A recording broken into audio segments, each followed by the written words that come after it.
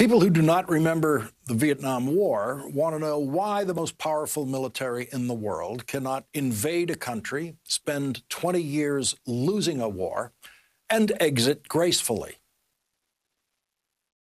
When you had the government of Afghanistan, the leader of that government getting in a plane and taking off and going to another country, when you saw the significant collapse of the Afghan troops we had trained, up to 300,000 of them, just leaving their equipment and taking off. That was, that's what happened. That's simply what happened. What did you think when you first saw those pictures? What I thought was we have to gain control of this. We have to move this more quickly. We have to move in a way in which we can take control of that airport. And we did. So you don't think this could have been handled, this actually could have been handled better in any way? No mistakes? No, I don't think it could have been handled in a way that we're going to go back in hindsight and look, but the idea that somehow there's a way to have gotten out without chaos ensuing, I don't know how that happens. I don't know how that happened. So for you, that was always priced into the decision? Yes. Our next guest, Timothy Kudo, served in Iraq and Afghanistan as a captain in the Marine Corps. He wrote an op-ed piece for the New York Times entitled, "I was a Marine in Afghanistan. We sacrificed lives for a lie." The article says, "The hawks still circle and screech. The voices from the past 20 years who prodded us forward into battle return to the evening news to sell us on staying. It's not too late. The former generals, secretaries, and ambassadors say more troops can hold the line. Victory is just around the corner." But the speed of the Taliban's advance makes clear that this outcome was always inevitable. Joining our discussion now is Timothy Kudo, a former Marine captain who served in Iraq and Afghanistan. Thank you very much for joining us tonight. Really appreciate it. I read in your piece that it is your outfit, your former Marine unit, that was sent to secure the airport in Afghanistan, and you say in your piece you wish you could be there. What are those feelings like tonight? I think it's very mixed to see what's been unfolding over the past 3 or 4 days. I think for those of us who, gave the better parts of our youth and our lives to that, we hope that, this thing that was the most meaningful thing that we would basically do in our lives would amount to something. And to see the utter collapse and failure of that effort is very, very difficult to watch. And yet at the same time, the mixed part about it is that we know that the war cannot go on any longer, that 20 years is already too long, and too many people have died for this. So it's a very mixed blessing to see the end of the war. And my heart goes out to the Afghan people that we are essentially betraying because our interests no longer align with theirs, and we need to do absolutely everything in our power to get as many of our Afghan allies out as possible.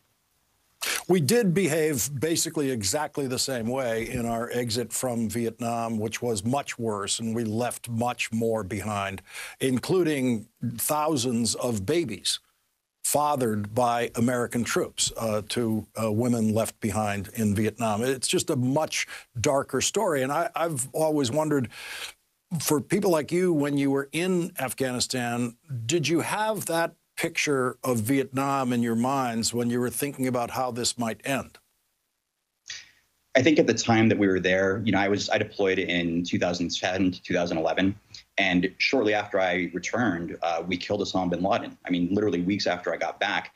And so part of me thought that the war would end there in some semblance of resolution tied to why we originally went there on 9/11. And it's really only been in the past decade that I've come to see the parallels with Vietnam, which originally I would have said, that's going to be Iraq. Iraq is going to be just like Vietnam. And now to see it as the kind of so-called good war turn into that is incredibly tragic.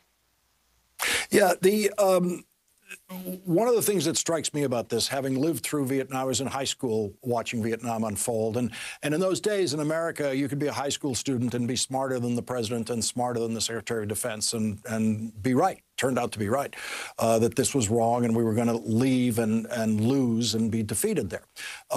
What amazed me in the 21st century is that lesson seemed to be forgotten, because those of us who can remember that day in 1975 when that final helicopter left Saigon, one thing we believed was, well, this can never happen again.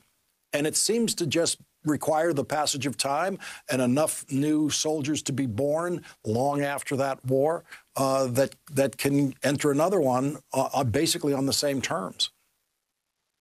Absolutely. I think, I've talked to Vietnam veterans who read things that I've written and feel that's exactly what they felt coming out of Vietnam. And they are in shock that this could have happened twice in their lifetimes. And for me, I look forward and I still see the reaction to President Biden ending the war and this extreme degree that both, former national security officials, ambassadors, generals think that he's making the wrong decision still, as you mentioned. I have very little faith that we're going to, do the right thing the next time. But I do hope we do. And I think the more that we're able to talk about the limits of American power, which we've seen over the past 20 years, that maybe the more likely we will be to avoid the next unnecessary war. You poignantly asked the question in your beautifully written piece, will our children suffer the same? And I now think they will, and I didn't think that even just a few weeks ago, because what I'm seeing here is the reaction to what's happening in Afghanistan to people who are young enough to not have seen the same thing in Vietnam is so raw and so intense that it tells me, oh, so the Vietnam experience was forgotten. It was not used as a model for this. People didn't build it into their psyches as they were watching this. And so now they're shocked. And that seems like a cycle that can repeat in human behavior. Absolutely. And I think, we're always having to relearn these lessons with each new generation. But I think also, Americans are generally not tuned into foreign policy. For many of them, except when a 9/11 happens, it doesn't affect them directly. And so what ends up happening is you have, foreign policy experts, politicians, generals, people of this nature who are basically able to kind of guide America's policy, unimpeded and without any kind of check and balance. And, for 20 years, there's been essentially a bipartisan consensus about, the Afghanistan war. It's gone through Bush, it's gone through Obama, and it's gone through Trump. And finally, it's President Biden who's ending it, thankfully. But, the American people are going to have to figure out how that their government has a limited power when it comes to foreign policy, and that, frankly, their government lies to them regularly when it comes to these issues, as we've seen in the Afghanistan papers and we saw earlier in Vietnam with the Pentagon papers. Yeah, I mean, the country learned that General William Westmoreland was lying about the Vietnam War. And so you had, more than 100 million people in America who learned, do not believe generals, do not believe the modern post-World War II general during war. What's happened in the news media over the last, 30 years or so has been a kind of new reverence for military commanders with a kind of a projected capacity onto these military commanders that, as far as I can tell, they have not earned. No, that's absolutely the case. I mean, for 20 years, the generals promised that they would win the war, and they didn't. And yet, now many of them have gone on to lucrative and highly respected careers when they should be cowering in shame, frankly. And it's a bit of a tragedy that we've allowed that to happen.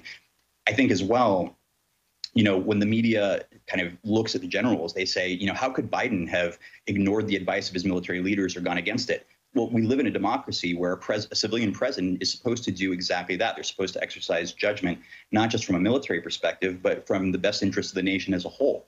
And so now as we shift, from a military phase to a more diplomatic and kind of international relations phase with both Afghanistan and the Taliban, we need to break out of that mindset that the military is the solution to all our problems. Timothy Kudo, I could go on and on with you. Thank you very much for your service. Thank you for writing this piece. Thank you for joining us tonight. Appreciate you having me. Thank you.